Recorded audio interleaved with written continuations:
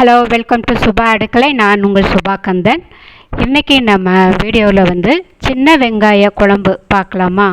ரொம்ப அருமையான ஒரு லஞ்ச் சாப்பிட்றதுக்கு அருமையான ஒரு குழம்பு. இப்போ இதுக்கு ஒரு காரக்கறி அல்லது பருப்பு சேர்த்து ஒரு ஏதாவது காய்கறிகள் போட்டு கூட்டு இதோட சேர்த்து சாப்பிட்றதுக்கு ரொம்ப அருமையாக இருக்கும். வாங்க இந்த சின்ன வெங்காய குழம்பு எப்படி செய்யலாங்கிறத இப்போ நம்ம பார்க்கலாம். இப்போ பாருங்கள், அதுக்கு தேவையான பொருட்கள்லாம் நான் கட் பண்ணி எடுத்து வச்சுருக்கேன். சின்ன வெங்காயம் வந்து ஒரு 200 கிராம் அளவு போல் நான் எடுத்து வச்சுருக்கேன். இது நீங்கள் 1/4 கிலோ அளவுக்கு கூட நீங்கள் எடுத்துக்கலாம். சின்ன சின்ன துண்டாக கட் பண்ணி எடுத்து வச்சுக்கோங்க. இப்போ இதுக்கு வந்து பச்சை மிளகாய் வந்து ஒரு 3 நம்பர் நான் கீரி எடுத்து வச்சுருக்கேன். மாங்காய் வந்து கொஞ்சமாக எடுத்து வச்சுருக்கேன். கொஞ்சம் புளி எடுத்து வச்சுக்கோங்க. ஒரு முருங்கைக்காய் எடுத்து வச்சுருக்கேன். தக்காளி எடுத்து வச்சுருக்கேன். இதில் வந்து காய்கறிகள் அதிகமாக கிடையாது. வெங்காயம், தக்காளி அந்த இது மட்டும்தான். தேங்காய் வந்து அரை முறி அளவு வந்து நான் கட் பண்ணி எடுத்து வச்சுருக்கேன். இப்போ இது கூட வந்து கொஞ்சமாக சீரகம் சேர்த்துக்கோங்க, ஒரு டேபிள் ஸ்பூன் அளவுக்கு. இப்போ இதை வந்து நல்ல ஒரு 5-6 சின்ன வெங்காயமும் சேர்த்துக்கலாம். அரைச்சி இதை வந்து நம்ம பேஸ்ட்டாக அரைச்சி எடுக்கணும். இந்த தேங்காயை நம்ம இன்றைக்கி வந்து தேங்காயை அரைச்சி சேர்க்க போகிறோம். இந்த சின்ன வெங்காயம் கொஞ்சம் பொடிசாக கட் பண்ணி வச்சுருக்கேன். அது தாளிக்கிறதுக்கு பொடி வகைகள் குழம்பு மிளகாய் பொடி, வரமிளகாய் பொடி, மல்லிப்பொடி, மஞ்சள் பொடி. புளி வந்து கொஞ்சமாக எடுத்துக்கோங்க. ஏற்கனவே நம்ம மாங்காய் துண்டுகள்லாம் எடுத்து வச்சுருக்கோம். புளி அதிகமாக தேவைப்படாது. ஏன்னா காய்கறிகள் அதிகமாக கிடையாது இல்லையா, வெங்காயம், தக்காளி, முருங்கைக்காய் மட்டும்தான். அதனால் புளி வந்து கம்மியாக சேர்த்துக்கோங்க. இப்போ ஒரு கடாய் எடுத்து வச்சுக்கலாம். இது நல்ல சூடாகட்டும்.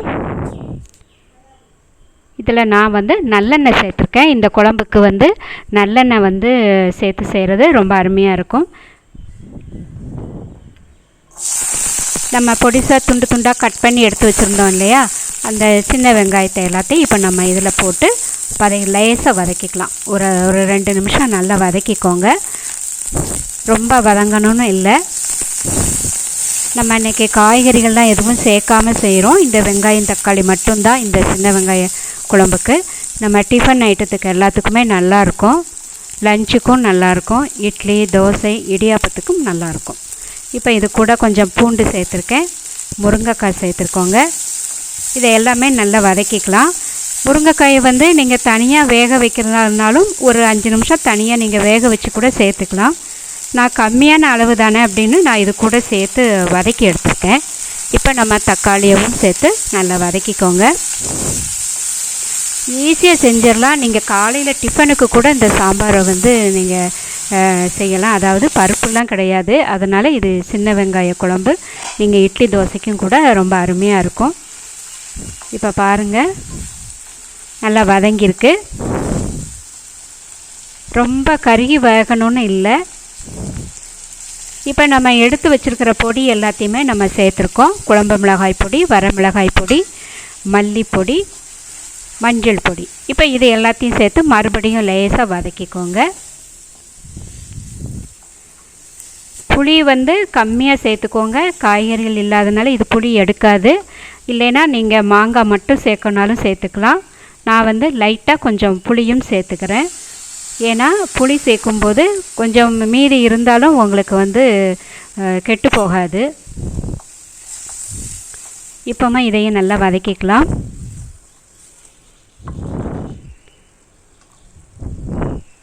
பாருங்கள், வதங்கியிருக்கு. இப்போ இதில் லைட்டாக இந்த குழம்புக்கு கொஞ்சமாக தண்ணி சேர்த்துக்கலாம். இந்த வெங்காயம், பூண்டு, முருங்கைக்காயெல்லாம் நம்ம கொஞ்சம் வேகணும்ல, அதனால் நான் கொஞ்சமாக தண்ணி சேர்த்துருக்கேன். இது கொஞ்சம் வேகட்டும். அதுக்குள்ளே நம்ம வந்து தேங்காய் விழுதை வந்து நல்லா பேஸ்ட்டாக அரைச்சி எடுத்துகிட்டு வரலாம். அதில் ஒரு 5-6 சின்ன வெங்காயமும் சீரகமும் தேங்காய் கூட சேர்த்து அரைக்கணும். இப்போ பாருங்கள், குழம்பு வந்து நல்ல கொதி நிலைக்கு வந்திருக்கு. இப்போ தேவையான அளவு உப்பு சேர்த்துக்கோங்க. இப்போ அரைச்ச தேங்காய் விழுதையும் நம்ம இதோட சேர்த்துக்கலாம். ரொம்ப சிம்பிள் ரெசிபி, ஈஸியாக செய்யலாம். டிஃபனுக்கு ரொம்ப அருமையாக இருக்கும். நீங்கள் சட்னி வகைகள் செய்யும்பொழுது வெறும் சாம்பார், பருப்பு இல்லைனாலும் நீங்கள் இது போல் சின்ன வெங்காய குழம்பு செஞ்சுக்கோங்க, நல்லாயிருக்கும். இப்போ குழம்புக்கு தேவையான தண்ணியும் சேர்த்துக்கோங்க. நான் இப்போ லைட்டாக கடைசியாக தான் நான் அந்த மாங்காய் சேர்த்துருக்கேன்.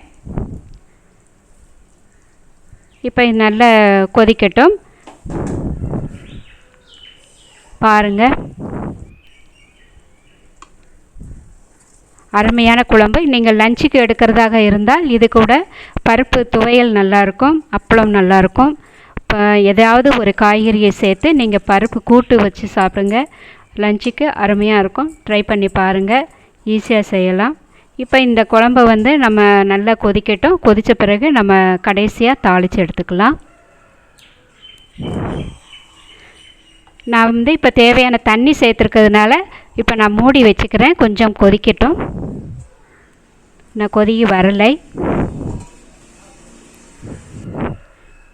பாருங்கள், கொதிக்குது.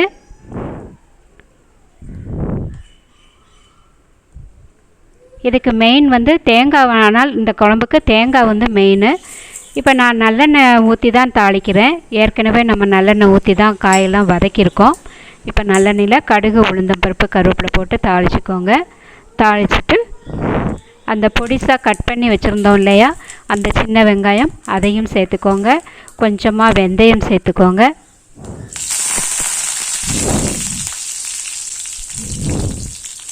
நம்ம கீறி வச்சுருந்த பச்சை மிளகாய் சேர்த்துருக்கேன். நீங்கள் வரமிளகாய் இது கூட சேர்க்குறதா இருந்தாலும் தாளிக்கிறதுக்கு சேர்த்துக்கலாம். கடைசியாக நம்ம சின்ன வெங்காயமும் சேர்த்துருக்கேன். நல்ல செவந்து வரணும். சின்ன வெங்காயம் வந்து நல்ல செவக்கணும். பாருங்கள், செவந்து வந்திருக்கு. இப்போ நம்ம குழம்போடு சேர்த்துடலாம். அருமையான சின்ன வெங்காய குழம்பு ரெடி. நீங்களும் ட்ரை பண்ணி பாருங்கள், உங்களுக்கு ரொம்ப பிடிக்கும். வீடியோ பார்த்துட்டு எனக்கு வந்து லைக் பண்ணுங்கள், மறந்துடாதீங்க. ட்ரை பண்ணி பாருங்கள். இந்த வீடியோ பிடிச்சிருந்ததுன்னா லைக் பண்ணுங்கள், ஷேர் பண்ணுங்கள், சப்ஸ்கிரைப் பண்ணுங்கள். பக்கத்தில் இருக்கிற பெல் ஐக்கானையும் ப்ரெஸ் பண்ணுங்கள். அப்போ தான் நான் போடுற புது வீடியோ நோட்டிஃபிகேஷனாக உடனுக்குடனே உங்களை வந்து சேரும். ஃப்ரெண்ட்ஸ், இது வரைக்கும் சப்ஸ்கிரைப் பண்ண அனைவருக்கும் ரொம்ப நன்றி. உங்களுடைய ஆதரவு எப்பவுமே எங்களுக்கு தேவை. ப்ளீஸ் தயவுசெய்து லைக் பண்ணுங்கள். காரக்கறியோடு சாப்பிட்றதுக்கு மிக அருமையாக இருக்கும். இன்றைக்கி என்னோடய லஞ்ச் ரெசிப்பியில் சின்ன வெங்காய குழம்பும், உருளைக்கிழங்கு காரக்கறியும், மாம்பழமும் வச்சுருக்கேன். நன்றி, வணக்கம்.